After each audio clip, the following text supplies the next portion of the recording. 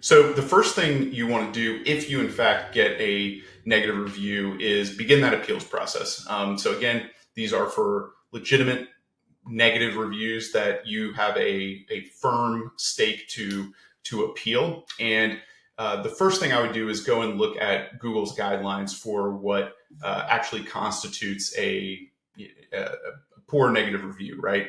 Something that doesn't actually constitute a legitimate review and an approved one.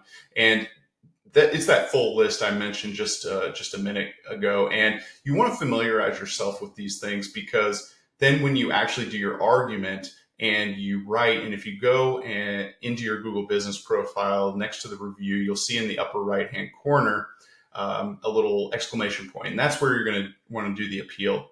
But before you do that, read through these guidelines and make sure you understand what arguments to be made. It's very similar to going to court, where you need precedent, right? You need to establish, hey, you said this is how you judge the reviews. This is a clear violation of this policy that is stated by you. You are not going to have success if you just go in and say, hey, I feel like this person's crazy, and I don't think this review's fair, right? Not going to work, because if it is a legitimate review, somebody, even if they are crazy and malicious or whatever, Google doesn't really know that, and they're not in the business of trying to determine whether or not somebody is crazy or harassing or something like that. You need to go in with a technical argument, which you are extremely capable of doing as a lawyer, and go ahead and make that. And make sure as you do that, you're aligned with exactly the language that they're talking about. That's going to be a much better way to get these removed, because obviously you are going to be going by the handbook, right? So keep that in mind. You'll have a much better shot at getting these illegitimate reviews removed.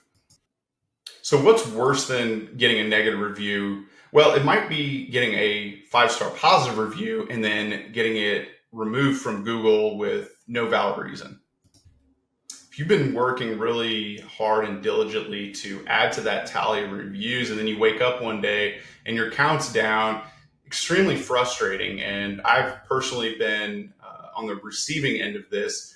But the good news is that there are steps you can take where you can fight back, and you can get these reviews added back to your Google business profile. The first thing I would advise here is just remember that it's not personal from Google, right?